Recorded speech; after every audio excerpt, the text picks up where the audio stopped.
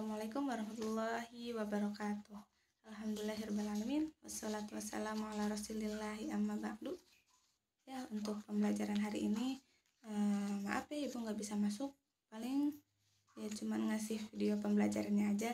Kalau misalkan kalian belum paham sama pembelajarannya, bisa bertanya ya di WA gitu ya, japri ibu aja. Nah, sebelumnya ya perkenalkan, nama saya Siti Hasanah dari Prodi PPKN.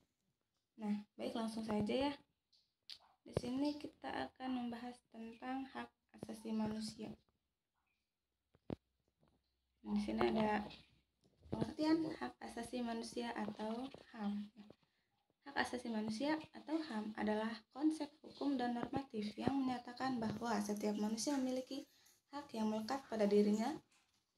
Nah, hak asasi manusia berlaku kapanpun, dimanapun, dan kepada siapapun. Nah, jadi hak asasi manusia itu udah melekat pada diri kita sendiri sejak dalam kandungan kita tuh udah mempunyai hak ya. Nah, apa sih haknya? Kan kita juga misalkan kita masih dalam kandungan, nah kita juga memiliki hak untuk menerima kasih sayang, terus mendapatkan gizi dengan baik.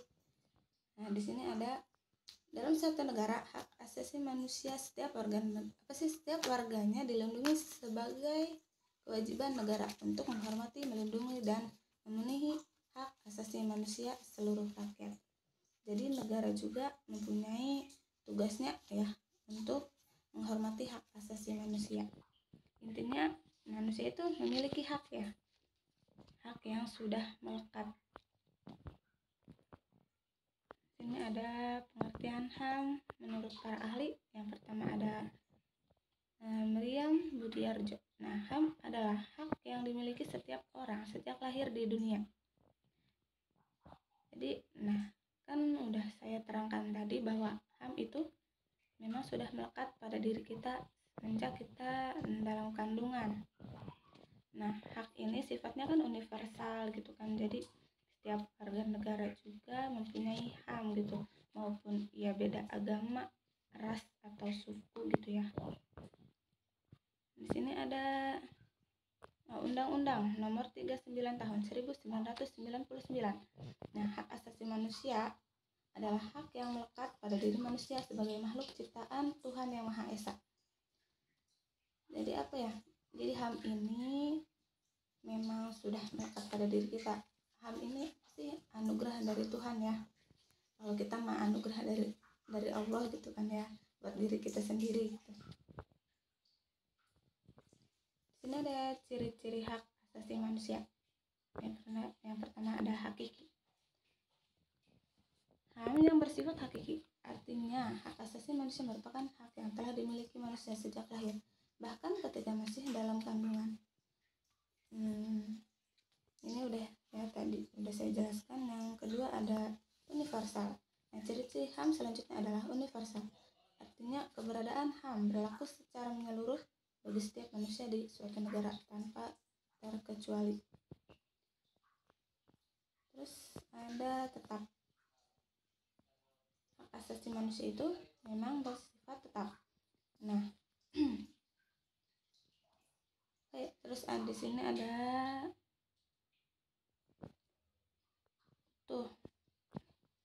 ciri pokok HAM selanjutnya adalah bersifat utuh. Hal ini bermakna bahwa hak asasi manusia tidak dapat dibagi antar sesama manusia. Jadi setiap orang itu sudah memiliki HAM-nya masing-masing ya. Terus kan nggak bisa dibagi, harus utuh. Kalau misalkan si A yang punya salah, dia harus dihukum mati. Kan si B yang nyuruh gantiin yang dibunuh gitu kan ya, atau ya nggak bakalan bisa gitu, nggak boleh. Dan di sini ada contoh hak asasi manusia. Yang pertama ada hak asasi pribadi ya. Ini berikut contoh hak asasi pribadi yang melekat pada setiap manusia. Pertama ada hak kebebasan mengemukakan pendapat. Jadi kita sebagai manusia diperbolehkan untuk mengemukakan pendapat kita terhadap pemerintah, misalkan DPR atau selainnya. Di sini ada kebebasan dalam berorganisasi. Jadi kita bebas ya memilih organisasi apapun. Misalkan kita mau mencalon jadi DPR, diperbolehkan, nggak apa-apa ya, bebas. Terus di sini ada hak menjalankan dan memeluk agama. Kita sebagai manusia diperbolehkan memeluk agamanya masing-masing. Misalkan si A punya agama Islam ya sok masuk ke Islam, si B mau Kristen ya sok ke Kristen gitu. Terus ada hak hidup, berperilaku, tumbuh dan berkembang. Kita sebagai manusia harus memiliki hak asasi manusia.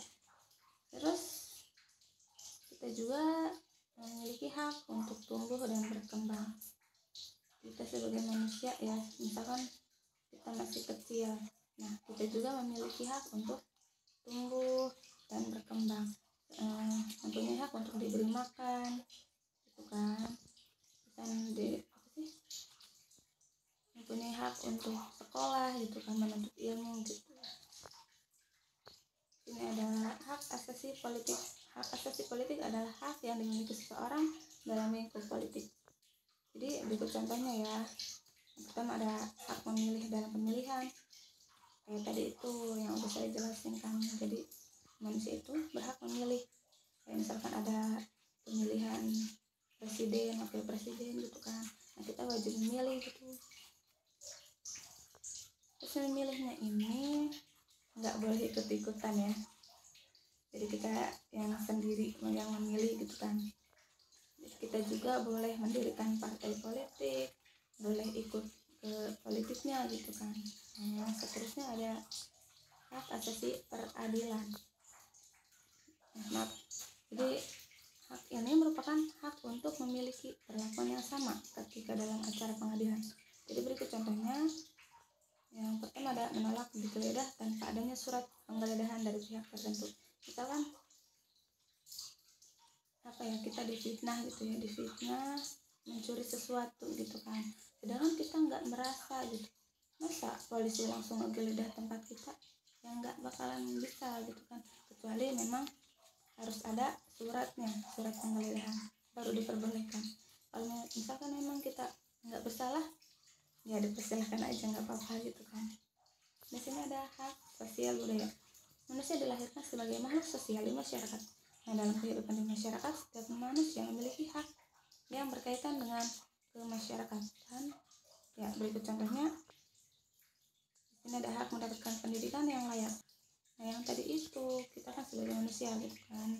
Jadi hak kita tuh mendapatkan pendidikan yang layak. Sebenarnya ya prihatin juga sih sama orang-orang yang kurang mendapatkan pendidikan gitu kan. Di sini juga ada hak untuk berkomunikasi. Jadi kita juga memiliki hak untuk berkomunikasi sesama manusia lainnya ya gitu kan, misalkan sosialisasi sama teman kita, sama kerabat, sama guru, sama yang lainnya gitu misalkan. Di sini juga ada hak asasi ekonomi. Hak asasi ini menyangkut ekonomi, berarti bahwa setiap manusia itu mempunyai hak untuk melakukan aktivitas ekonomi berupa membeli, menjual gitu, serta memanfaatkan sesuatu yang memiliki daya jual. Jadi kita juga memiliki hak untuk jualan gitu kan, untuk membeli seperti itu. Ini ada undang-undang yang mengatur hak asasi manusia. Ini ada hal-hal mengenai hak telah diatur oleh undang-undang di setiap negara. Nah, di Indonesia juga undang-undang yang digunakan sebagai landasan dalam hal hak asasi manusia. Di sini ada ini ya pasal yang mengatur hak asasi manusia. Di sini ada pasal 28A yang bunyinya itu mengatur tentang hak hidup. Setiap orang berhak untuk hidup serta berhak mempertahankan hidup dan kehidupannya.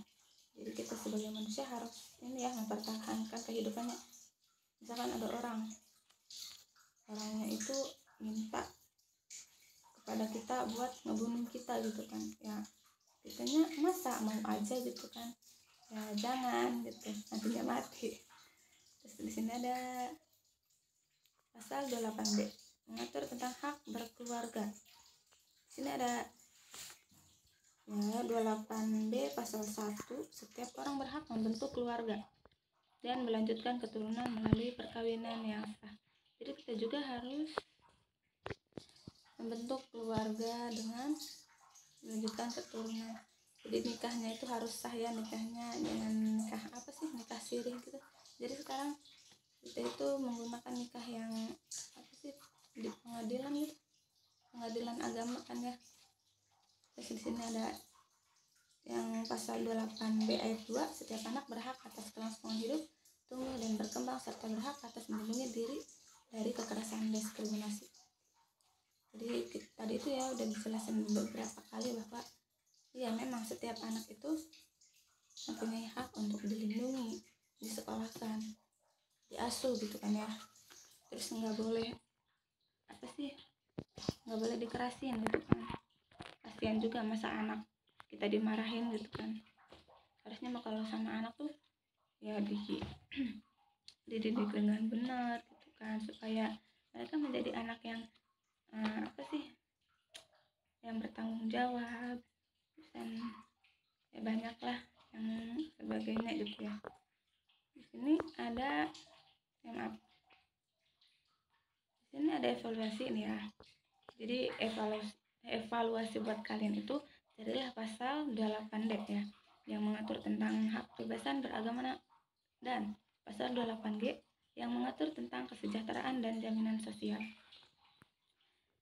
Nanti kalian cari, terus tulis, habis itu kalian hafalkan ya. Nanti minggu depan kalian setorkan ke ibu. Nah, kalau misalkan kalian belum hafal, kalau misalkan kalian belum mengerti, belum paham sama materinya, kalian bisa hubungi ibu aja ya lewat WA gitu kan. Karena memang hak asasi manusia ini memang sangat penting ya bagi kita. Nah, mungkin itu saja yang bisa saya sampaikan. Atas kekurangannya saya mohon maaf, karena memang saya juga masih belajar gitu kan ya. Terima kasih. Assalamualaikum warahmatullahi wabarakatuh.